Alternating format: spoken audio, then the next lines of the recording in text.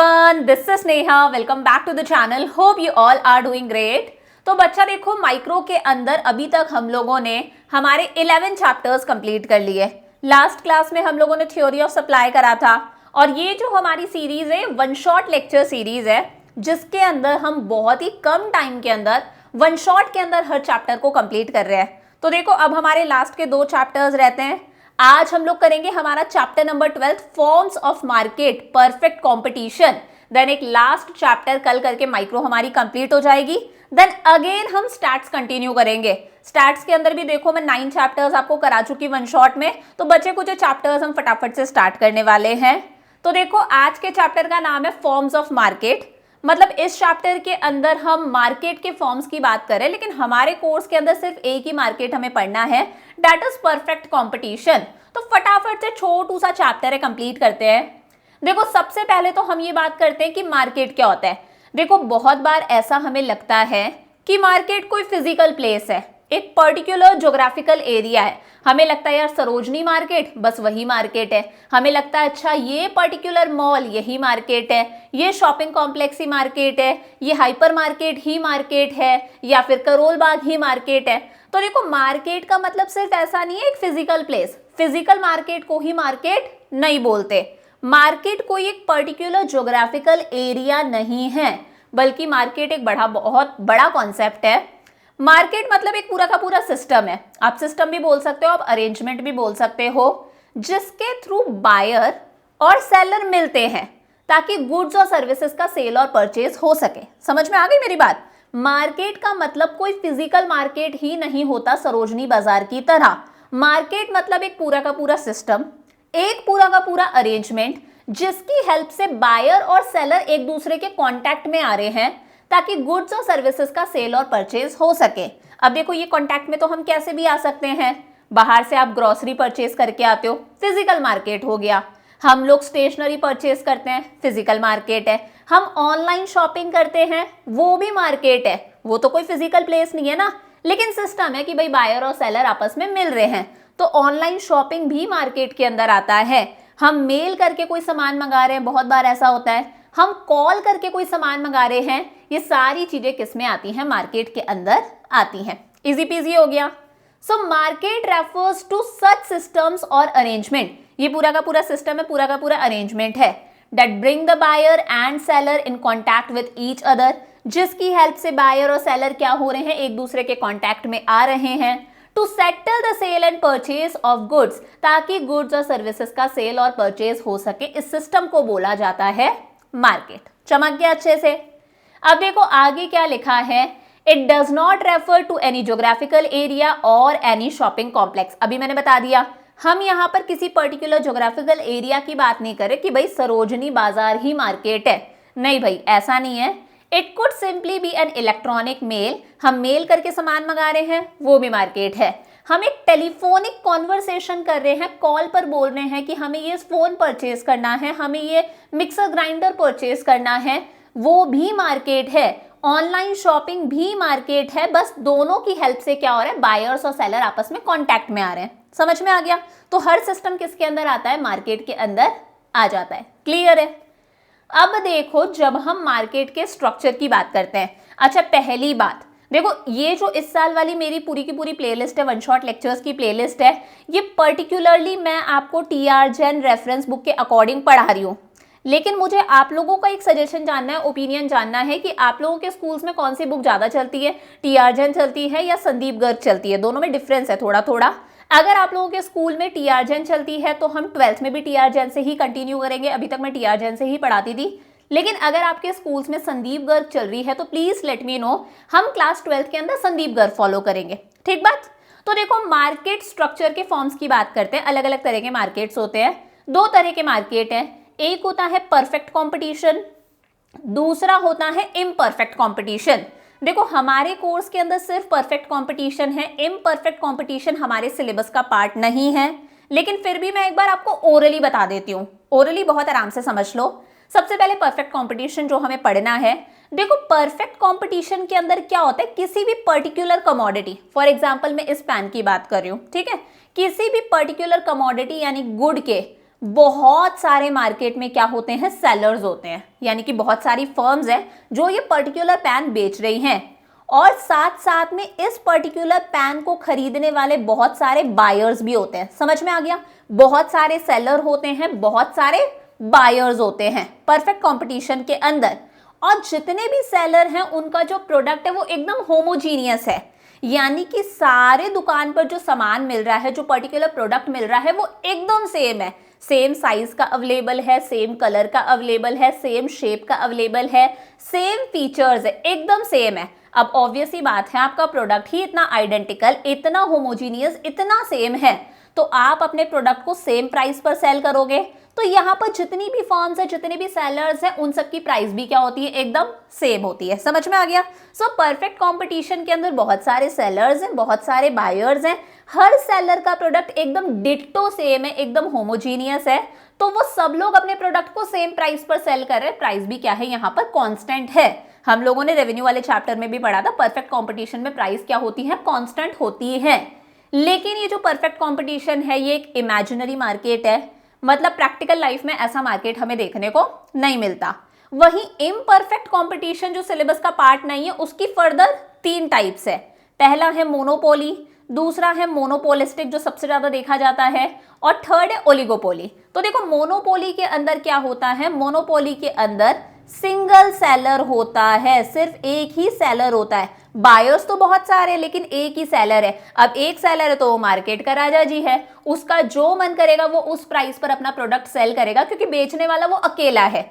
For example railways in India, तो railways की monopoly है, एक अकेला रेलवेज ही है जो इतना बड़ा मीन्स ऑफ ट्रांसपोर्टेशन है कि इतने सारे लोगों को कैरी करता है, सामान को भी कैरी करता है, मालगाड़ी होती है, तो रेलवेज की मोनोपोली है, सिंगल सेलर है, वो अपनी प्राइस खुद डिसाइड करता है, मनमानी करता है। ठीक बात है, हालांकि रेलवेज मनमानी करता नहीं, एक रीजनेबल प्राइस रखता है। वहीं मोनोपोलिस्टिक कंपटीशन में बहुत सारे सेलर्स होते हैं, परफेक्ट वाले की तरह ही। चलो भाई ये चीज सेम है। बहुत सारे बायर्स होते हैं परफेक्ट कंपटीशन की तरह ही। चलो भाई ये चीज भी सेम है। लेकिन इन सेलर्स के जो प्रोडक्ट है वो होमोजीनियस नहीं होते, डिट्टो सेम नहीं होते, थोड़े थोड़े से अलग अलग होते हैं। मतलब इनका जो प्रोडक्ट है वो एक दूसरे का क्लोज सब्सटीट्यूट है। फॉर एग्जाम्पल अगर हम साबुन की बात करें तो साबुन के अंदर इतने सारे साबुन आते हैं, कोई नंबर 1 सेल कर रहे हैं, लक्स भी है, संतूर भी है, डव भी है, पियर्स भी, और न जाने कितने सारे हैं। तो सबके साबुन एक दूसरे के क्लोज सब्सटीट्यूट्स हैं। अब यहाँ पर क्या होगा, क्लोज सब्सटीट्यूट है, कोई कुछ दे रहा है, कोई कुछ दे रहा है। जिस तरह से टूथपेस्ट में होता है ना, कोलगेट भी है, पेप्सोडेंट भी है, दंत क्रांति भी है, डाबर भी है, अलग अलग है। तो इस तरह से वो अपने आप को प्रमोट करते हैं ना कि आपके टूथपेस्ट में नमक है, क्या आपके टूथपेस्ट में लौंग है, आपके टूथपेस्ट में ये है वो है। तो यहाँ पर हर कोई अपने प्रोडक्ट को बेहतर दिखाना चाह रहा है, तो ऑब्वियस ही बात है इनके प्रोडक्ट की प्राइजेस भी क्या होती हैं, अलग अलग होती हैं, सेम नहीं होती। ऐसा ही होता है, लक्स थोड़ा सा कम का आता है, डव थोड़ा ज्यादा का आता है, पियर्स थोड़ा सा ज्यादा का आता है, लाइफ बॉय सस्ता आता है, इस तरह से। तो इन्हें एडवर्टाइजमेंट पे भी अच्छा पैसा खर्च करना पड़ता है अपने आप को प्रमोट करने के लिए।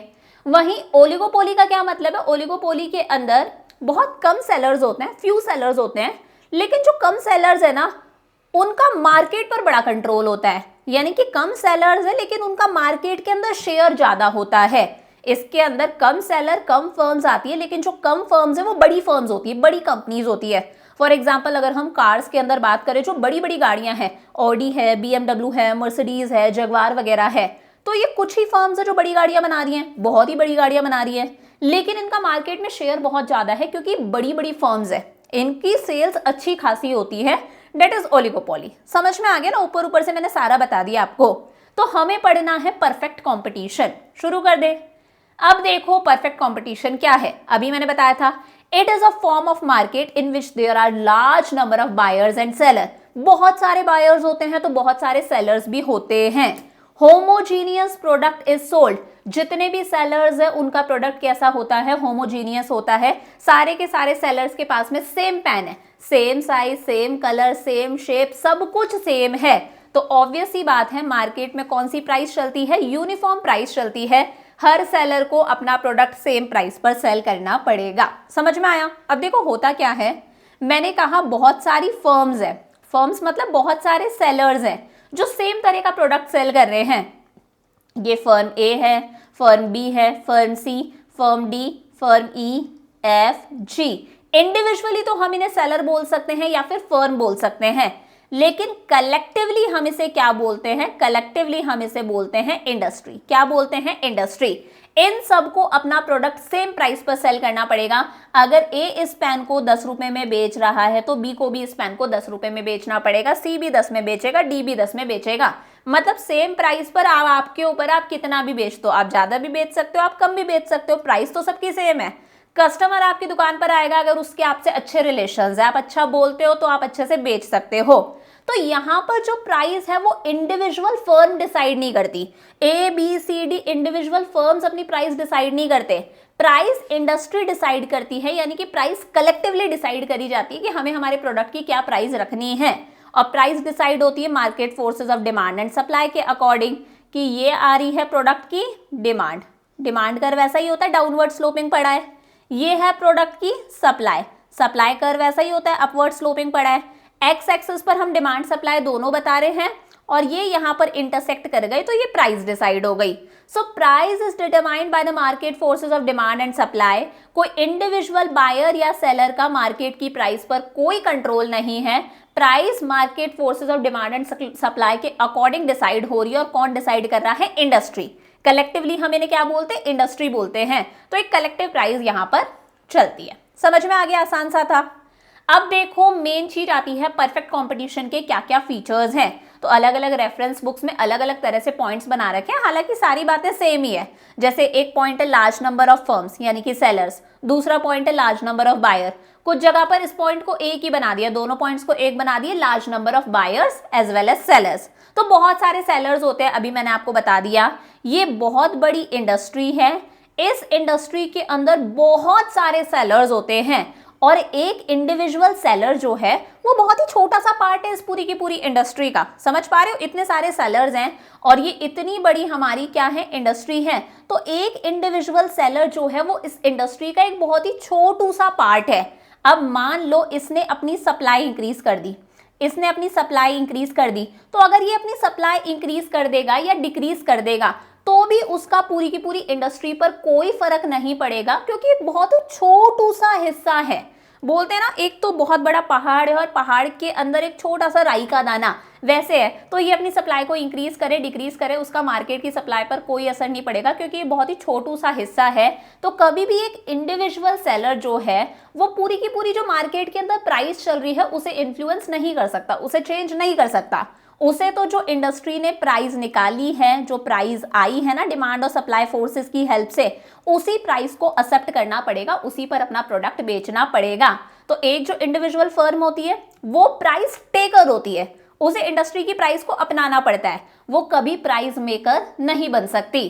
So number of firms selling a particular commodity is so large that any increase or decrease in the supply of one firm hardly influences the market supply। वो मार्केट सप्लाई को कभी इन्फ्लुएंस नहीं कर सकता। So perfect competition में firm क्या है? Price taker है, प्राइस मेकर नहीं है। पहला पॉइंट क्लियर। सेम इसी तरह से बहुत सारे बायर्स भी होते हैं, मैंने बता दिया बहुत सारे बायर्स हैं। अब इतने सारे बायर्स हैं कि एक अकेला बायर अगर डिमांड ज्यादा कर रहा है या फिर वो डिमांड कम कर रहा है तो उसकी डिमांड की वजह से मार्केट की डिमांड पर कोई असर नहीं होगा, क्योंकि बहुत सारे बायर्स हैं। एक बायर पूरे इंडस्ट्री के अंदर अगर हम बात करें तो उसका एक छोटू सा हिस्सा है, तो एक इंडिविजुअल की डिमांड मार्केट की डिमांड पर कोई असर नहीं डाल सकती, मार्केट की डिमांड को इन्फ्लुएंस नहीं कर सकती। तो वही ये प्राइजेस यहाँ पर क्या रहती है? कांस्टेंट रहती है, जो इंडस्ट्री की प्राइस है उस पर ही प्रोडक्ट बिकता है। ये भी क्लियर है। थर्ड है होमोजीनियस प्रोडक्ट। अभी मैंने बताया था सारे सेलर्स का प्रोडक्ट कैसा है? एकदम होमोजीनियस है। होमोजीनियस भी बोल सकते हो, इससे आप आइडेंटिकल भी बोल सकते हो, एकदम डिट्टो सेम है, same size same colour same shape सब कुछ सेम है। इसीलिए हमारे पास में बायर्स के पास में कोई रीजन नहीं है कि आप एक दुकान से खरीद रहे हो दूसरे दुकान से नहीं खरीद रहे। हाँ वो बात अलग है, मान लो इस दुकानदार से थोड़े अच्छे रिलेशन है, ये अच्छा बोलता है तो हम इससे खरीद लेंगे। So all sellers sell identical unit, सब सेम टू सेम सामान बेच रहे हैं। Buyer has no reason to prefer product of one seller over the other। Obvious सी बात है। सो यहाँ पर प्राइस क्या रहती है? पूरे मार्केट में सेम रहती है।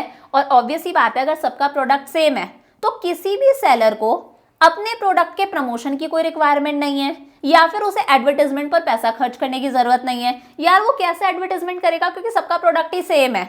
अब जैसे मैंने बताया मोनोपोली कंपटीशन के अंदर तो एडवर्टाइजमेंट पर पैसा खर्च करते हैं कि डव वाले अपने आप को बेहतर बता रहा है, लक्स अपने आप को बेहतर बता रहा है, क्योंकि सबके प्रोडक्ट अलग अलग है। यहाँ पर प्रोडक्ट ही सेम है तो एडवर्टाइजमेंट पर प्रमोशन वगैरह, डिस्काउंट वगैरह देना, बाय 3 गेट 1 फ्री वगैरह हो गया, इस तरह का कुछ करने की रिक्वायरमेंट नहीं है। समझ में आ गया? एक बहुत इंपॉर्टेंट लाइन है, इसे याद रखना।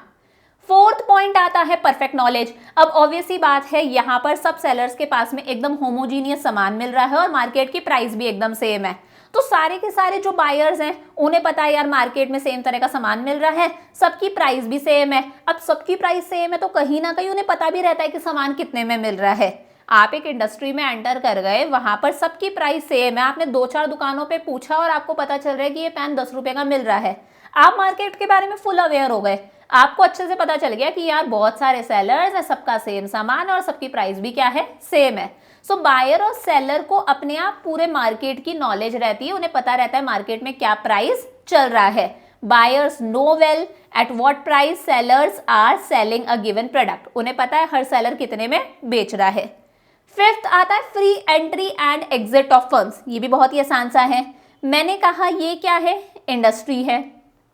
इंडस्ट्री के अंदर A B C D E F, ये हमारे पास में 6 फर्म्स है। अब मान लो ये 6 फर्म्स को अच्छा खासा प्रॉफिट हो रहा है, ये इंडस्ट्री एकदम मस्त चल रही है, चमक रही है, तो ये जो जी है आउटसाइडर, इसे लग रहा है यार अच्छा चल रहा है, तो ये भी इस मार्केट में एंटर कर सकता है, ये भी आ जाएगा। या फिर मान लो मार्केट के अंदर लॉसेस चल रहे हैं, एफ निकलना चाहता है, तो ये मार्केट छोड़कर जा भी सकता है। तो फ्री एंट्री है, फ्री एग्जिट है, कोई भी आ सकता है, कोई भी जा सकता है, कोई लीगल रिस्ट्रिक्शन नहीं है, आने जाने पर कोई रोक टोक नहीं है। Sixth, independent decision making and freedom from check. सारी की सारी फर्म्स का इंडिपेंडेंट डिसीजन है, माना कि उन्हें मार्केट की प्राइस को ही अपनाना पड़ेगा, लेकिन वो उस पर्टिकुलर प्राइस पर कितना भी प्रोडक्ट बेच सकते हैं। आपकी प्राइस डिसाइड हो गई, फर्म जो है वो प्राइस टेकर है, वो पर्टिकुलर प्राइस पर कितना भी बेच सकती है, 10 यूनिट बेचे, 20 यूनिट बेचे, 500 यूनिट बेचे, 1000 यूनिट बेचे, कोई रेस्ट्रिक्शन नहीं है प्रोडक्शन को लेकर, क्वांटिटी को लेकर, प्राइस का पता है, प्राइस कैसी है, कांस्टेंट है। तो इंडिपेंडेंट डिसीजन मेकिंग, एक प्रिवेलिंग प्राइस पर आप कितना भी बेच सकते हो, कोई रेस्ट्रिक्शन नहीं है। 7th, perfect mobility. अब देखो फैक्टर्स ऑफ प्रोडक्शन आप सब जानते हो, अगर प्रोडक्शन करना है तो 4 फैक्टर्स ऑफ प्रोडक्शन की रिक्वायरमेंट होती है। पहला होता है लेबर, लेबर चाहिए। दूसरा होता है कैपिटल, यानी कि बिजनेस के अंदर पैसा। थर्ड होता है हमारा लैंड, खुद का भी हो सकता है या फिर आप किसी से रेंट पर भी ले सकते हो। और एक एंटरप्रेन्योर, यानी कि खुद उसका पूरा का पूरा दिमाग बंदे का, वो बंदा। अब यहाँ पर मैं पर्टिकुलरली मान लो लेबर की बात कर रही हूँ, लैंड की बात कर रही हूँ, तो आराम से लेबर को या फिर जिसका लैंड है उसे पता है कि ये सारे के सारे जो सेलर्स है वो सेम प्राइस चार्ज कर रहे हैं अपना प्रोडक्ट की, तो ये लोग उस दुकान पर काम करेंगे जिस दुकान वाला इन्हें अच्छी तनख्वाह दे रहा है और इन्हें अपने लैंड के बदले अच्छा रेंट दे रहा है। समझ पा रहे हो?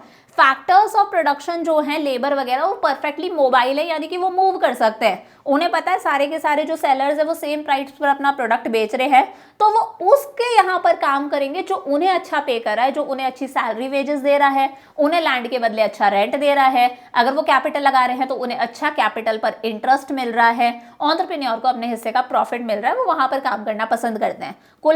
कुल मिला के समझ लो लेबर वहां काम करेगी जहां पर लेबर को अच्छी सैलरी मिल रही है।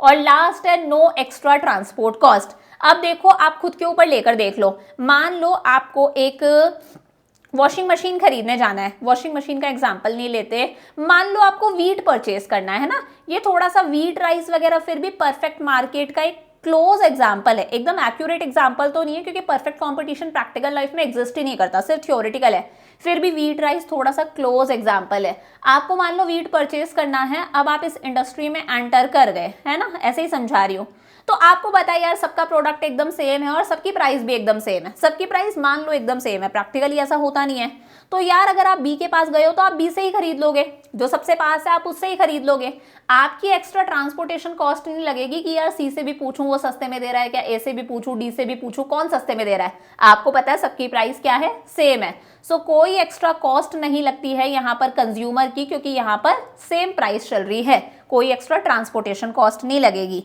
वही मान लो अगर आप एक मिक्सर ग्राइंडर खरीदने जा रहे हो तो अलग अलग कंपनी के आते हैं, बजाज का आता है, सुजाता का आता है, बॉश का आता है, आप सबके पास में जा जाके पूछोगे, जो आपको सस्ता पड़ेगा वो आप खरीदोगे, ट्रांसपोर्टेशन कॉस्ट लगेगी।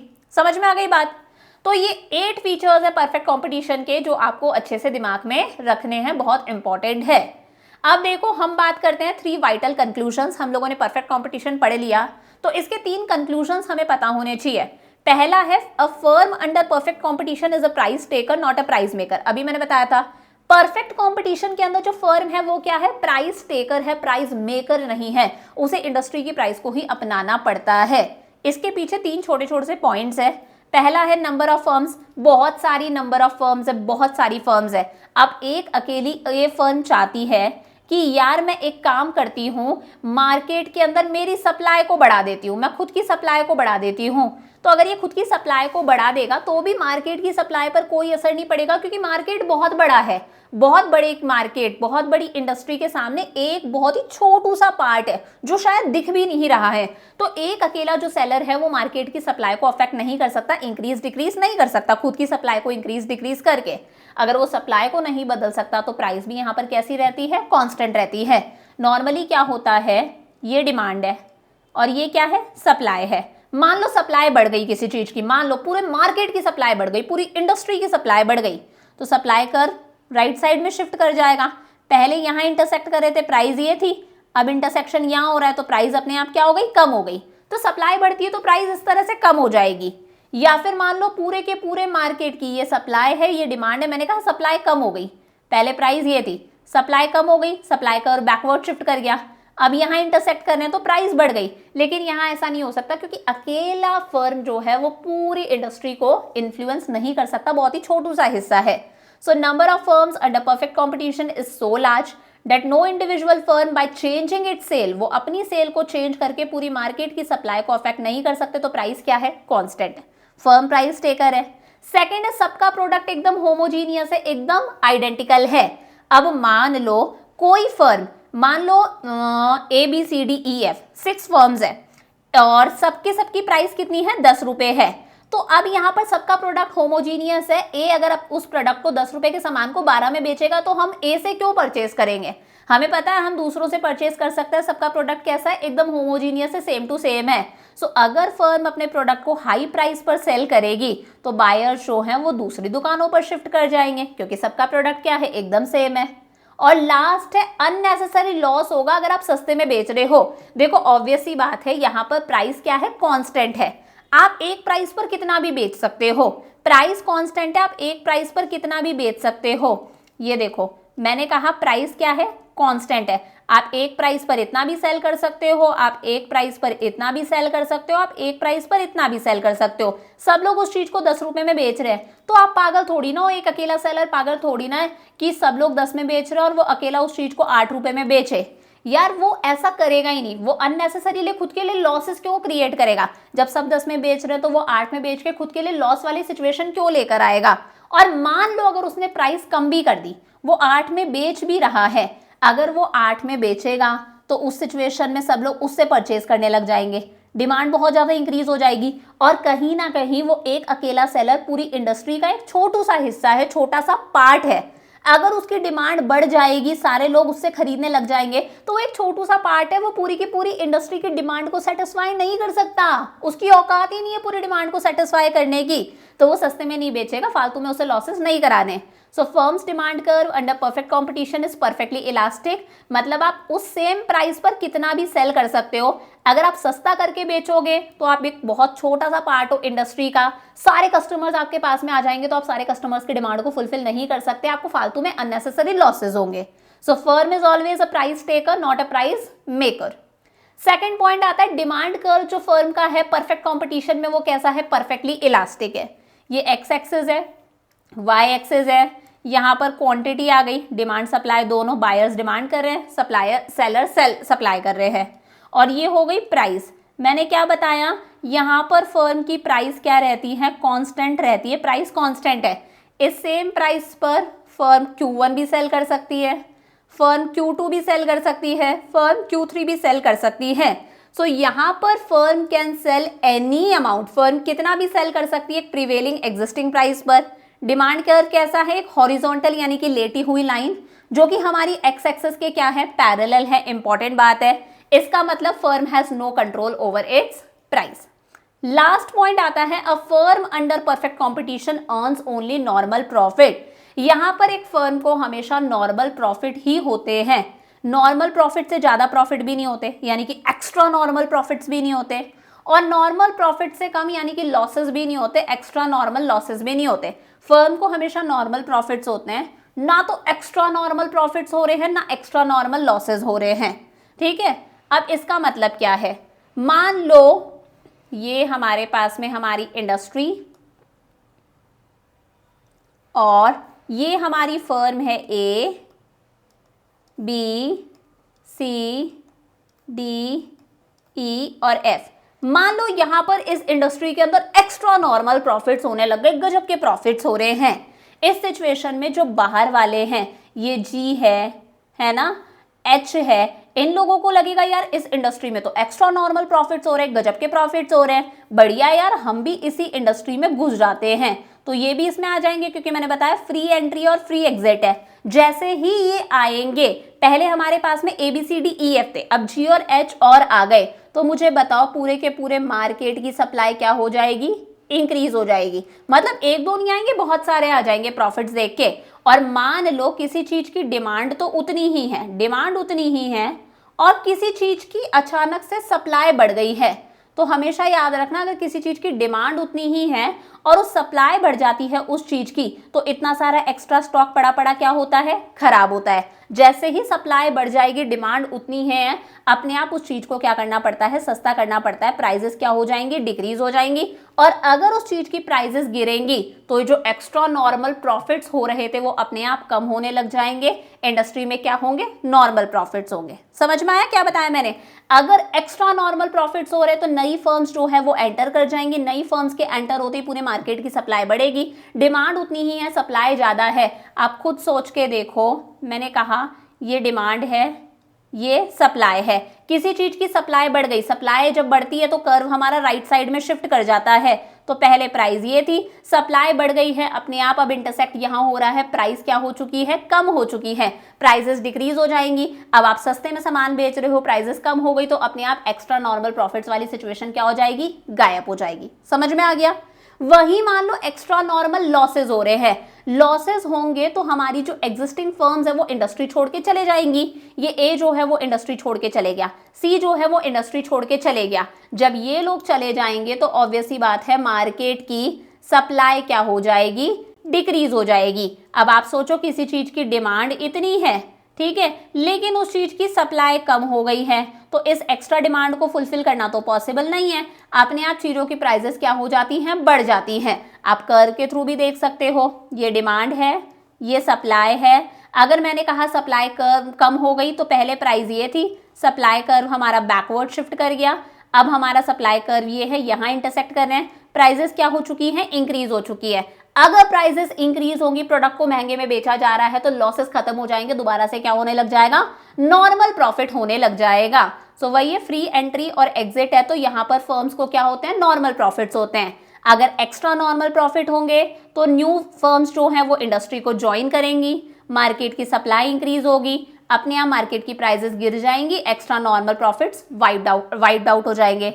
अगर लॉसेस हैं तो कुछ फर्म्स जो है वो इंडस्ट्री छोड़ के चले जाएंगी, मार्केट सप्लाई डिक्रीज होगी, मार्केट प्राइस इंक्रीज हो जाएगी, सप्लाई कम है तो अपने आप एक्स्ट्रा नॉर्मल लॉसेस भी क्या हो जाएंगे, डिसअपियर हो जाएंगे। ये इंपॉर्टेंट बात है बहुत।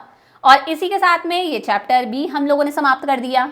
अब एक लास्ट चैप्टर हमारा रहता है जिसके अंदर हमें बहुत सारे कर्व्स पढ़ने हैं। तो लास्ट चैप्टर हम कल या फिर परसों हम लोग कर लेंगे, जब आप बोलोगे तब कर लेंगे। कमेंट्स में बोल देना मैम कल करा दो, तो कल करा दूंगी, नहीं तो परसों करा दूंगी। बैकलॉग अपना क्लियर कर लो, सारे चैप्टर्स अच्छे से पढ़ लो। मैंने सारे चैप्टर्स वन शॉट में आपको कवर करा दिया और जल्दी से हम स्टैट्स भी कंटिन्यू करने वाले हैं। लास्ट के 4 चैप्टर्स रहते हैं स्टैट्स के। इसके अलावा मुझे अपना फीडबैक ज़रूर देना कि 12th के अंदर संदीप गर्ग से पढ़ना चाहते हो या टी आर जैन से पढ़ना चाहते हो। जिस बुक के लिए मैक्सिमम आएगा हम उसी बुक को फॉलो करेंगे। बाकी टी आर जैन की तो बहुत सारी मेरी बहुत सालों की प्लेलिस्ट है, इस साल भी मैं टी आर जैन से ही पढ़ा रही थी, तो आप उससे भी फॉलो कर सकते हो। So I will see you next class. Lots of love, bye bye.